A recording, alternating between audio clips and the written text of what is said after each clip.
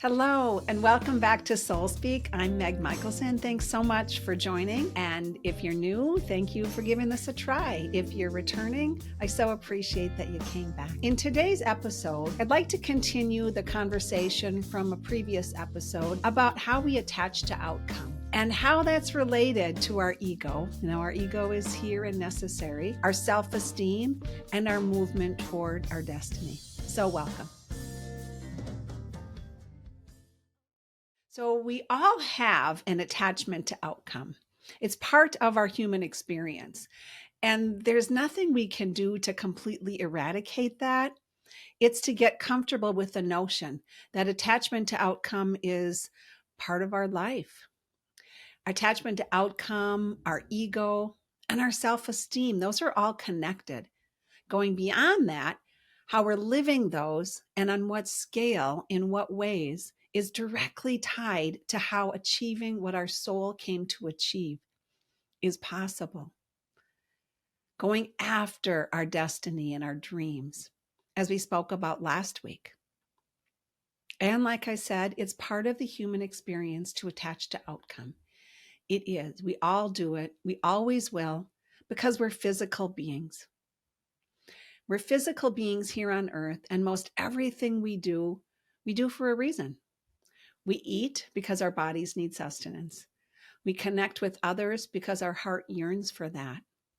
We have a job because we need the income, and also, hopefully, if we're following our destiny, our job, our career brings us satisfaction. We exercise to keep our body healthy. Some do it for physical appearance as well. And some do it with others, exercise as a way to connect. So it's multifold, but all attached to an outcome. We read to learn or be entertained. We rock climb for the adventurous connection we desire. We sit on the couch and turn on the TV because we want to relax or escape.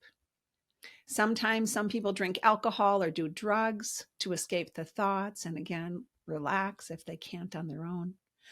Those are all ways we as humans consistently attach to outcome. We do things with a purpose in mind. What gets in the way is when we're too attached to outcome and we stop living in the present moment. We worry that we won't get what we want, or we worry that it won't go as planned. Sometimes we worry about things that we have no control over. Man, does that do a number on us. Someone I know used to imagine all this great fun she was going to have on vacation. And she did that so big in her being that she was always disappointed with the reality of her actual experience. Why? Because she wanted it to go the way she wanted it to go. She had this beautiful, magical child archetype within her, and she'd get all excited about the potential. And she hoped and expected everyone would want it. And she hoped and expected everyone would want the same things she did. She wanted it to go a certain way, and she'd get excited and make the plans. And she maybe didn't even consult other people, but she really felt like, oh, everyone's going to want to do this. We're all individuals with unique differences, moods. Sometimes we want to do stuff, sometimes we don't. Our wants and our vibes don't always match with those around us, even if we chose to go on vacation with them, depending on where we're at that moment in time. So the disappointment became so big for her that it could literally ruin her trip. That is big attachment to outcome. If you run the magical child, that sometimes is part of your life. We'll talk archetypes a different day.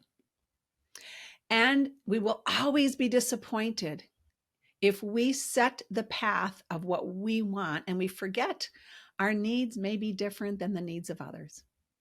That lovely woman was also unknowingly attached to her ego in a shadow way. And what does that even mean? Well, as we know, we all have an ego. We've all heard it many times. We sometimes hear just the shadow of it, the conceited or selfish. But having an ego is part of being in the physical body. What is an ego? Why is it necessary? It's not wrong, right? It's how we choose to allow it to guide us. According to the Oxford Language Online Dictionary, an ego is a person's sense of self-esteem or self-importance.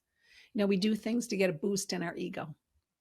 It's how we understand our own value and our own self-worth.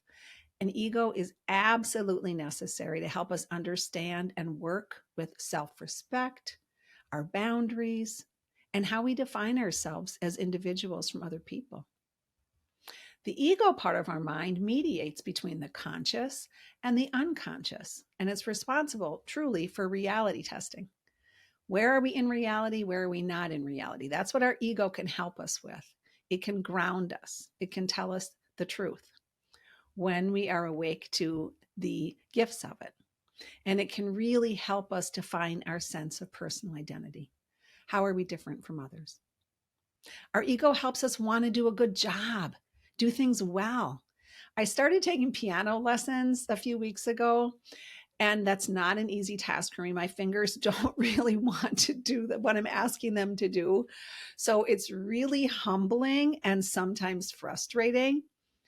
But my ego is helping me stay the course because I'm going to be disappointed with myself if I quit. And that's my ego in a healthy way. I'm not taking piano to impress others. I'm doing this uncomfortable commitment to learn and grow something new that will help my brain. My mom struggled with dementia her later years in life, and that made an impact on me. And I know it's important to keep our brain active and learn new things. So one of the things I do is now struggling with being a piano player. But I'm also doing it because I see and hear so many musicians at the open mic we hold at Well House, and they're stretching themselves and having fun. Of course, it's really nerve-wracking at first, when it's their first time up there, but they continue. I want to stretch myself in that way too. I like to walk the talk. Whether or not I ever play in public, that's yet to be determined.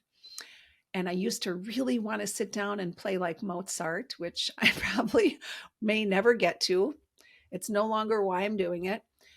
If I choose to play the piano because I was attached to the end game, that would take the fun and learning out, and I'd be even more frustrated. So I try to keep it light.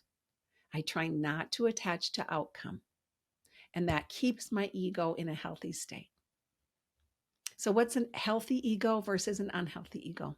Remember, there are 1,000 shades of gray in life. There's not black or white with anything, really. Healthy and unhealthy ego is always on a scale, and we don't always recognize where we are at any given moment. We can be an unhealthy ego, and someone might point it out, or we have an aha, or we realize, God, I'm being an ass, and no one around me really likes me.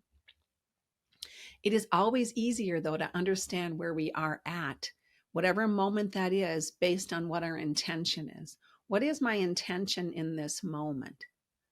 So knowing where we're at on the ego scale and that attachment to outcome scale takes a moment of self-check-in. And the more we self-check-in, the easier it is to get that information quickly. It's a little harder at first because you're not used to it. It's a new pattern. So you want to keep at it. So a person's ego reflects how they see themselves and, of course, their self-worth. So, of course, our self-esteem is directly tied to our ego and vice versa. When someone truly feels good about themselves, they've gotten to the place where they understand themselves pretty well. Like they really authentically feel good about themselves. And their self-worth does not depend on what's going on outside, that external validation. And of course, if we become too much of holding out anyone else, that external connection, now we can be on the shadow ego, on the other side. So remember, it's always gray, but we want to check in with our intention and how are we affecting those people around us. So let's start with the ways we can be unhealthy with our ego. Unhealthy tends to be self-centered. When we are not empathizing with others, when we're doing things and disempowering other people to get our way, that's unhealthy. We can do that in an argument where we just want to be right. And so we'll take away someone else's power by yelling or name calling or trying to belittle. That's an unhealthy ego. That's tending to be self-centered. The unhealthy ego can appear selfish, obviously. When we're being too selfish, we can be too demanding, or we can be reckless. Like sometimes I'm driving down the road and someone is flying by so fast and weaving in and out of traffic because they have to be somewhere at a particular time. That is being selfish. That's shadow ego. And that's reckless. They might hurt other people, or they might be racing like that for fun. They're trying to have fun without thinking of the consequences of how that might hurt other people. Or they try to control those around them and not take others' needs and wants into the equation. It's another way. Like the woman I spoke about earlier, lovely woman. She unconsciously got caught up in her own needs and what seemed like magic and fun to her and her own wants. And she expected everyone on the trip to want those same things. She would be really angry and disappointed with those that did not cooperate because she felt such strong disappointment. It really took her years, and I'm not joking, it took her years to understand what she was doing. She really had no idea that it was in that shadow part of her ego, that she was being in her own little bubble, or I'll call it your own private Idaho, where we are failing to see how our behavior is affecting other people. And that really does get in the way of our beautiful divine self. We can also be overly critical of self when we're in shadow ego. And we can also be overly critical of others, or we can be critical of self and not accept compliments and complain about ourselves to others about how bad we are or miserable we are, or whatever our complaints are. So talking negatively about ourselves, that's a huge sign of being too fragile in our ego. That's not having enough self-esteem to understand, yeah, we all have flaws, but we don't want to focus on them unless we're going to do something to shift them, not just complain about them. People that have that energy, that are feeling the shadow ego in a disempowered way, they often are complaining or describing themselves negatively, focusing on all the things they can't do, and not looking at all the things they have done. When I work with clients, it is often when I'm first starting out with somebody that I remind them, let's look at some of the good things that have happened this year, not just all the negative things. Because remember, we want to be in balance, but they're in that shadow ego of being too hard on themselves. We want to recognize our strengths, talents. We want to be in the median. What other ways can a shadow ego show up? How does it show up in our body, in our mindset? Well, when we're in shadow ego, stress in our head, our jaw, our gut often takes a hit. A lot of people that struggle with an unhealthy ego also have a very unhealthy gut. Also could be shoulder pain because we carry the weight of the world on our shoulders because we don't want to ask for help. And like I said, those gut issues, and there's many people that have gut issues, that's that third chakra issue. The third chakra is your upper belly, your mid back. And this is our solar plexus. That is our engine. That's our self-esteem center. So when we are too controlling, it's going to hurt our jaw. It's also going to hurt that third chakra, our self-esteem, because when we're not getting our way, our gut starts to take the hit. Or when we don't feel empowered enough to use our voice, our gut takes the hit, just like our throat and our jaw. It's all connected. Another way when we are in that shadow ego is we're not doing things because we're afraid of looking silly. So we just don't try new things. Not trying new things because we fear being embarrassed. A man I knew seemed so confident on the outside. Everyone thought he was so confident. However, he wouldn't try anything new in front of anyone. He would do it in practice when people weren't around until he felt like he knew what he was doing. He had such a fear of being less than that if he wanted to learn, like I said, he would not do it in front of other people. He'd practice it, and then he could join the group and do it, whether it's 2 days or 20 days or years later. It's not a really fun way to live when we are so afraid to look silly, to not look great at something. We also are in shadow ego when we're a little too defensive, when we're not able to accept criticism. Being in the shadow ego can cause us to lack self-awareness, often to the point that we become blind to our personal flaws and resistant to acknowledging any areas for improvement. Then we blame others. Hard to accept criticism from others when we are feeling, first of all, less than, or also when we're not even looking in the mirror. So it can be from both. How else? Perfectionism. Perfectionism can be so disabling, and perfectionism at the end of the story, and I've talked about perfectionism before, is when we are feeling like we're not good enough. So everything we have to do has to be just right. And on another vein of that is needing too much attention, craving attention. Sometimes I see people that talk with their hands. All of us maybe talk with our hands sometimes, but when it's always talking with your hands, that is a sign of feeling in that shadow ego, of not feeling like I'm enough. True. It's all connected to the heart and the fifth and the third chakra. Another way is when we are in too much indecision. What if this is the wrong way? I'm not going to make a choice. I know a woman that doesn't even like to order at a restaurant. It'll take her so long because she's so afraid that if she's going to order it, that's not going to taste the best. That's an attachment to outcome instead of remembering it's just whatever, a $15 or $25 meal. And next time she can choose differently. But what if it's the wrong way? So I'm not going to decide. That can really freeze us, that indecision. And also, we can have, when we're in shadow ego, too much attention on our physical appearance. Caring about what we look like is a lovely thing because we have one body and our body houses our soul. So we are meant to take care of our physical body. Just ask ourselves why. Am I doing this because I don't feel like I am pretty enough? Am I doing this because I'm afraid what other people will think? Or am I doing this because this is what I want to do for me? What's my intention? And whatever it is, at least be self-aware about it. Because oftentimes, if we're doing that, if we're going overboard, we're being too self-critical. And another way is not forgiving others.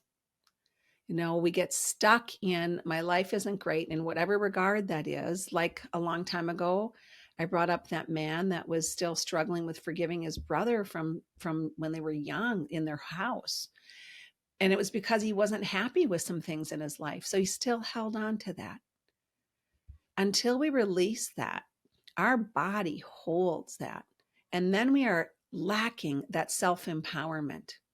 We're attached too much to the ego state of what went wrong with my life and who's to blame for that. So we can hold grudges and blame others instead of recognizing how empowered we are, and we can always change our circumstances. It takes determination, takes commitment. It takes like my 30 minutes of piano practicing every day. That is that commitment to do something better. And if we want to do it, it's much easier. The have to makes it harder. The want to is easier. Another way we can be in the shadow of our ego is needing too much acceptance, too many positive kudos from others. I used to really struggle with that. I'd like to have everyone know what I was doing. And that helped me feel worthy. And that's that needing too much acceptance. And it is nice to receive compliments, absolutely. And it's really wonderful to know that our work is valued. And we don't want to do it just for that reason, right? We want to do it as service if it's a service-oriented industry you're in. But we also want to do it because it feels good internally. What else? Gossip. Gossiping about others because their flaws make us feel better about ourselves. When we're looking to find flaws in others or comparing, that can really be the shadow ego, and it can be disempowering because it doesn't feel good. It hurts our body, it hurts our jaw, it hurts our gut when we're gossiping. And it also keeps us not feeling like we're enough. And on that vein is lacking boundaries in our speech and also doing too much for others. So there's a million ways I could just keep talking. Making decisions. When we make decisions, sometimes we can make a decision absolutely not taking anyone else into effect. Sometimes that decision is going to affect other people. So we really want to be taking the needs of others into account. So looking at what's this decision about and who is it going to affect besides me? And the last thing I'm going to talk about with the shadow is being manipulative. It's really easy to be manipulative in the shadow ego. So that could be using our emotions to make people feel sorry for us, or it could be bullying, or it could be talking over somebody. It could be yelling. Those things are manipulative to get our own way. We're manipulating the situation. So being careful, always checking in with self. If you want to grow, and those that are listening to the podcast are here because on some level, hopefully, they want to grow. So what about a healthy ego? And remember what I said. Remember, this is a scale with a lot of gray between. And we can be in between these like a ping pong game all the time. Healthy, unhealthy, healthy. That's why we want to be having moments during our day to check in. So what's a healthy ego? That involves being self-aware. Being self-aware, not being overcritically of self, not being overly critical of self. That's different. But being self-aware means we are recognizing what we're good at, recognizing our strengths, and also recognizing what we want to improve on. What are those weaknesses? And are those weaknesses actually getting in our way? And then we can even take that a step further and have a willingness to find ways to improve our relationship with ourselves, improve how we communicate with ourselves, improve how we are living our life, and improve our relationships with others. That is a beautiful ego in a healthy way.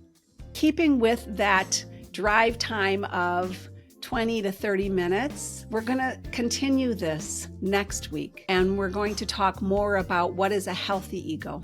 How do we live in that state of healthy ego? How does that connect to our soul's desire and our destiny? So thank you so much for joining me. I look forward to continuing this ego outcome conversation next week. Have a beautiful week.